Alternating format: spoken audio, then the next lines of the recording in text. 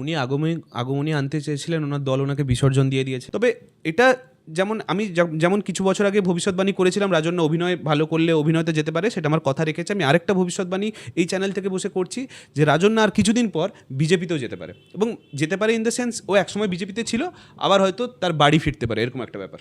মানে রাজেন্দ্র হালদার তিনি BJP join করছেন এমনটাই?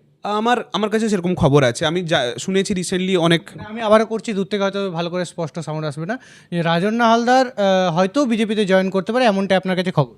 হয়তো নয়, আমি কথা এখানে বসেই চ্যানেলের থ্রু দিয়েই কথা বলছি যে বিজেপিতে রাজন্য হালদার এবারে জয়েন করবে, সেই রাস্তাটা ক্লিয়ার নিজের জন্য করে নিচ্ছে, এবং বিজেপির অনেক নেতারা রাজন্য হালদারের সাথে যোগাযোগ করা শুরু করেছে।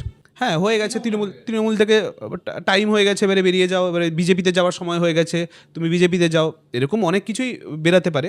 তবে আমি সেই ভিডিওটা দেখছিলাম, এতটাই জঘন্য লাগছে একটা তিলোত্তমার মতো একটা ঘটনাকে, এরকম একটা স্পর্শকাতর বিষয়কে নিয়ে মেকআপ করে ডাক্তার সেজে সাধারণ মানুষের কাছে কি মেসেজ গিয়ে পৌঁছাচ্ছে, খুবই দুর্ভাগ্যজনক। এবং যেমন কিন্তু এটাও যেমন একটা দিক, তেমনি যে কুণাল ঘোষরা যে রাজন্যাকে নিয়ে যে কথাগুলো বলছে, আচ্ছা ঠিক আছে, তো এই জিনিসগুলো কোথাও না কোথাও খারাপ লাগে, যে মেকআপ করে গলায় রক্ত চিরে দেওয়া ইত্যাদি নিয়ে তিলোত্তমার নাম করে যে ব্যবসা করা, সাধারণ মানুষ ভালোভাবে নেয়নি, এবং সবাই প্রতিবাদ করেছিল বলেই রাজন্যার উপরেই অ্যাকশনটা নিয়েছে। তবে অ্যাকশনটা শুধু রাজন্যা বলে নয়, রাজন্যার মতো যারা এই ঘটনাকে হাতিয়ার করে নিজেদের প্রমোশন করে যাচ্ছেন এবং নিজেরা সমাজে বিভ্রান্তি ছড়ানোর চেষ্টা করছেন, সেটা উদয়ন গুহ থেকে হোক, হুমায়ুন কবির থেকে, যারা ডাক্তারের বিরুদ্ধে কথা বলছে, রাজন্যার সাথে সাথে যেন তাদের বিরুদ্ধেও মমতা বন্দ্যোপাধ্যায় স্টেপ নেন, সে বিষয়, হ্যাঁ, সে বিষয়টাও দেখতে হবে। এবং আরেকটা কথা বলে রাখি,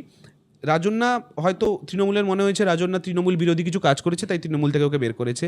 দেব বলে যে মানুষটা, সে যখন প্রধান তৈরি করলো, তৃণমূলকে চাচা ছোলে আক্রমণ করেছে সেই সিনেমায়। তারপরে তৃণমূল কংগ্রেসের কারোর ঘাড়ে একটাও আমরা মাথা দেখতে পারিনি। কাঞ্চন মল্লিকও ছিল। কারোর ঘাড়ে কতগুলো মাথা আছে আমরা তখন খুঁজে পাইনি, যে দেবের মতো ছেলেকে তৃণমূল থেকে বের করতে পারে। ইভেন দেব নিজে বলেছিল আমি তৃণমূল ছেড়ে দেবো, কোনো একটা ভয় দেখিয়ে অভিষেক ব্যানার্জির রুমে নিয়ে কোনো একটা ভয় দেখিয়ে ওকে আবার তৃণমূলে জয়েন করানো হয়েছে, এবং সেই ঘাটাল মাস্টার প্ল্যানের নাম করে করে বছরের পর বছর ওকে কিন্তু দলের কাজে একটা মুখ করে ওকে ভোটে ব্যবহার করা হচ্ছে।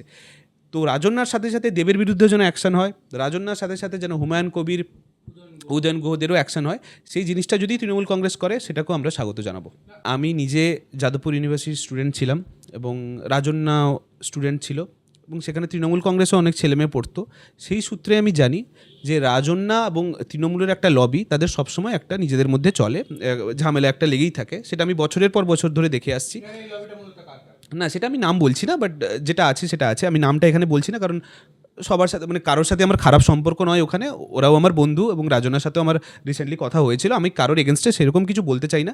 তবে এইটা যেন সাধারণ মানুষ বুঝে নেয় যে তৃণমূল কংগ্রেসের একটা লবি, একটা বড় সংখ্যক লবি, একটা ইয়াং নেতাদের লবি, তারা কিন্তু সবসময় রাজন্যার যে একটা উত্থান, দেখুন রাজন্যাকে আমরা যত ট্রোল করি, এটা একটা মানতে হবে, রাজন্যায় একটা উত্থান হয়েছিল এই 21শে জুলাইয়ের মঞ্চে বলুন, কারণ ওখানে অনেক বড় বড় নেতারা মঞ্চে উঠে বক্তৃতা দেওয়ার সুযোগ পান না। সেখানে হয়তো আজকে কেউ তৃণমূলের কোনো অরূপ চক্রবর্তী ইত্যাদিরা বলছে কে কোন নেত্রী, তাকে এত পাত্তা দেওয়ার কী আছে। সেই নেত্রীকে 21শে জুলাইয়ের মঞ্চে কিন্তু স্টেজে দাঁড় করিয়ে মমতা বন্দ্যোপাধ্যায় বক্তৃতা দিয়েছিলেন, সেখানে অরূপ চক্রবর্তী, কুণাল ঘোষের মতো মানুষদের কখনো আমরা স্টেজে উঠতে দেখিনি। তো এটাকে তো একদম অস্বীকার করে দেওয়ার জায়গা নেই যে রাজন্যা হালদার একটা বড় উত্থান হয়েছিল।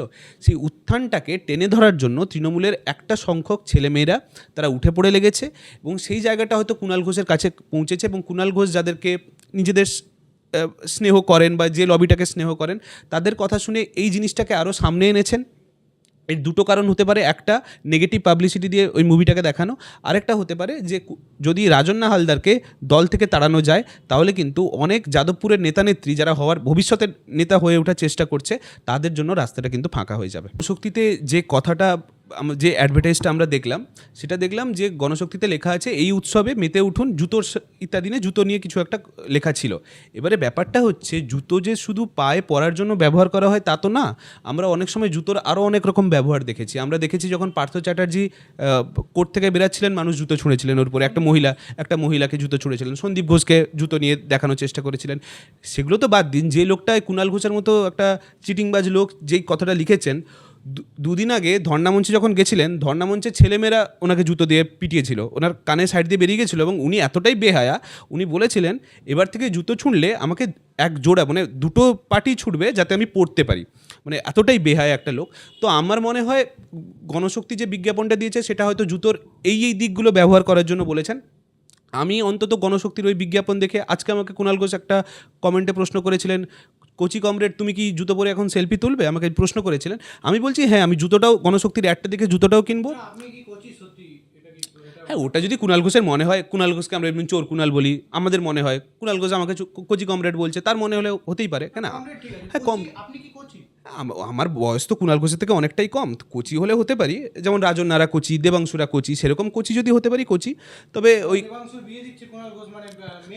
মমতা বন্দ্যোপাধ্যায়ের মতো অতটাও কোচি নয় যে 69 বছর অবধি বয়সে বিয়ে করেননি। যে এটা আবার আমার বক্তব্য নয়, এটা অনেকে আবার আমার বক্তব্য হিসেবে নেবে। এই জিনিসটা কল্যাণ ব্যানার্জি নিজেই দীপশিতা দিকে প্রশ্ন করেছিল যে ওর এত বছর বয়স হয়ে গেলে ও কেন বিয়ে করছে না।